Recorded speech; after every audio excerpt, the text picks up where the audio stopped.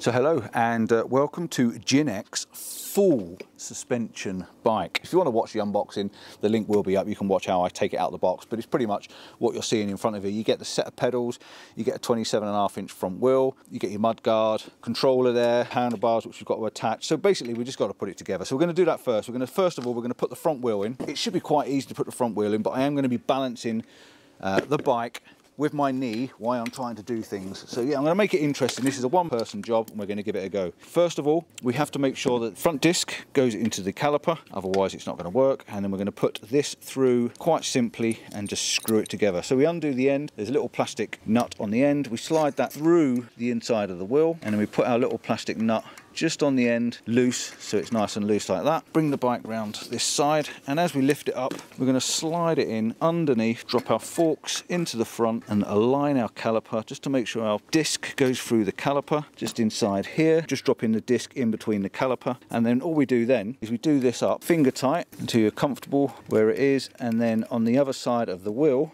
and it's still too loose, so we just carry on turning it a few more times, push it down, it's starting to get a bit more resistance. A couple more turns and it's now got nice and tight. Push it in snug and it's now locked on. The front wheel is now in and tight and doesn't move. So that's the front wheel done. Next job, let's get the handlebars on, and we should be able to stand it up with the side stand and get a little bit more balance. Now we've got a front wheel in there. So handlebars, to get this nice little pack of Allen keys inside here, quite nice. We've got a couple of little sockets there, a little socket holder and some Allen keys. So this is what we're going to try and use, and we've even got a little wrench there as well. So we're going to use this to put the handlebars on. Handlebars are quite simple. So put the front wheel facing forwards, we're going to spin the headstock round so with the headstock's facing forward, and then we're going to drop the handlebars in the front here. So first of all, we need to take the little rubber cap out the top. It's at the top of the screw there. I'm going to drop that in my pocket so I don't lose it, and we're just going to slacken off the two screws and turn that round. So we find our Allen key, leave the Allen key sticking out, pop it in, spin them round, just slacken them off enough for that to spin round. Now this is height adjustable. It looks like you've got 1, 2, 3, you've got 4 different collars on there for adjusting the height. You basically take the top key out, so you take your Allen key out the top, you take out one of your shims, you drop this down lower, and then you space it. I'll tell you what, let me show you how this works, because some people might want their handlebars lower. So you literally take the Allen key out of the middle. Very, very simple to do. You can do this on all bikes that have got shims in them. Take your Allen key out of the middle, like so. Take this off, take your shims off. I've got 2 shims there. I will drop that then back down and put the shims back on the top. Okay, and then this will go back in. That means it's lowered that much, and that's how you lower your handlebars. So at the moment I'm going to leave it on full height, put that back in and do that back up. And this one's doing up quite tight and snug, because this is what holds your handlebars nice and straight and level. So I'm just looking down, lining that up straight. So if I'm looking down this way, and you can see down here, I'm just lining that up with the front wheel the best I can for now. So do that up nice and snug, and then we can nip up these 2 Allen keys on the side. This is what's going to hold this in place. And it is quite nice having all the keys in one place, because you literally just flip them around and pick the one you want. And we'll do them all up tighter afterwards, just to make sure everything's nice and tight. And when you finish, the little rubber grommet will go back in the top there. So now we have to do the 4 on the front. We've got 4 on the front here. We're going to take these 4 out. So when the 4 are out, you have 4 screws, machine screws, and your front of your headstock. Handlebars are going to lift up. Just spin around to make sure everything's facing in the right direction and all your cables and everything aren't twisted and turned. There's a little bit of a knurling in the middle there. That's what we're going to line up into the center, and then we're going to put our front cap back on and put our screws in. Very, very simple to do, very, very easy to do, and then we'll just nip them all up tighter afterwards. Once you get the first one in and finger tight, you can let go, it's going to stay there. Gear select will be on the right hand side, power control will be on your left hand side. Again, you can tilt your handlebars up and down. There is a way of tilting them up and down, but I do that once you've nipped them all up a little bit, and just get a little bit of tension on the screws, and then you can get your handlebars set to where you want them. So once I've got one just nipped up, I can just look at my handlebars, get them in a position roughly where I'm happy. So I'm going to have them slightly tilted up, and then I can start to tighten them up. I recommend tightening corner to corner, top to bottom, and then each one will get a good tightness on it. So you go from that top corner to the bottom corner, and then from that bottom corner over, and just do them as a crossways. That way you're not tightening up the top or the bottom first. And once you're all nipped up tight, then you just go around and do them all again, corner to corner, just to make sure everything tight, one after the other, and just go around again, because every time you put some tension and tightness on one of them, the other one will then become slightly looser next to it. Okay, so I'm happy with that. Handlebars are on, nice and tight, in a good position, with the grips facing across the palm as you're sort of standing next to the bike, giving you a position where the grip sits on the flat part of your palm rather than being bent down. Your gears and your brakes, you then want to line up. The gears are in a nice position, the horn's in a nice position. You might just want to line your brakes up so they're just facing down. So when you're sitting on the bike, you want your hands to be just down slightly, not too high and not too low, so you're reaching for the brakes. They're not in a bad position, but if you do need to adjust them again, Allen key, undo them slightly, tilt them down, get them in the position that you're comfortable, and just nip them back up again. Very, very easy, very, very simple to do. I'm just going to test one thing. Front brake should be on the right-hand side. It is, and the back brake is on the left-hand side. Perfect for riding in the UK. Just going to adjust my back brake now slightly. And with these being hydraulic brakes, they're going to be very good, I would have thought. Again, make sure everything's done up nice and tight, nice and snug. Okay, we now have a light to attach. It's going to go on the front, and we've got a mud guard as well, which keeps all that mud off of us. Screw out, mud guard in the front, and light through the screw, back through the hole, and there's a small nut that goes on the back that we'll just screw that back in. So we get it in finger tight. We're going to lift our mud guard up, right up top. This is where you need 3 fingers and thumbs. So we'll just nip that up first at the front, and then we just got to put these screws in at the bottom then. It's a lovely big mud guard. One over side, one in this side.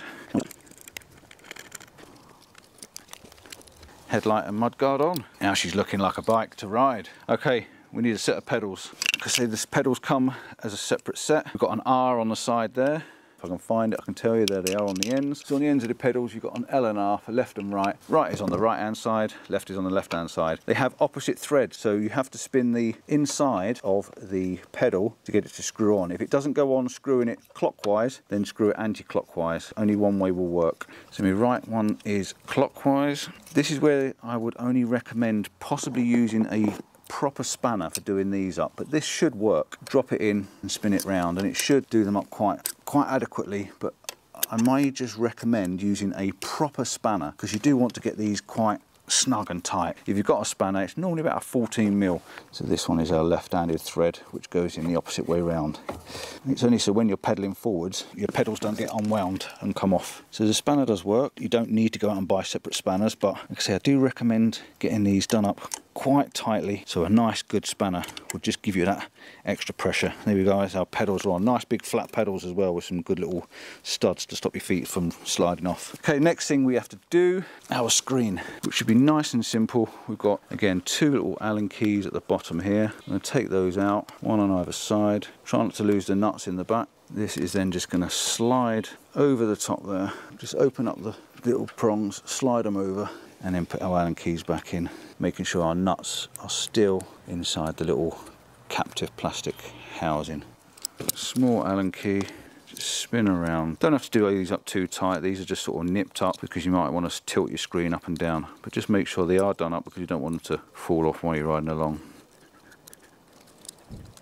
Right, then we have our up and down controller. We've got an M on there, so the M will be facing correct way up. If you put it upside down, your gears will be working the wrong way. And it's literally the same again. Allen key out, take your little machine screw out there, fold back the flat, slide it over your handlebars, and put your screw back in. And again, just nip it up underneath with your Allen key in a position that you can reach with your thumb up and down. Again, don't over tighten it. It's plastic, so we don't want to be forcing the plastic into a snap position. It's not going to move. It's nipped up nice and tightly. And now our cable, we just tuck that down, and on the other side of the screen we've got our green cap then with the pins in it, and we're looking for our green cap that's connected to our cables.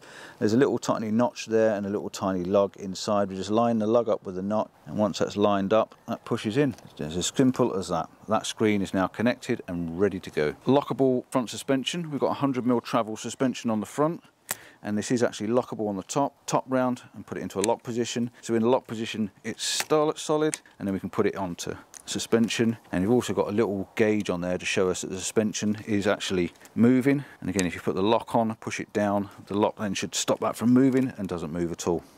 Back suspension, I don't have a lot of experience with, but I will do a video on that as and when we ride the bike. We've got the 7 gears as well on the back, 7 Shimano gears with a 7 Shimano derailleur, which is quite nice.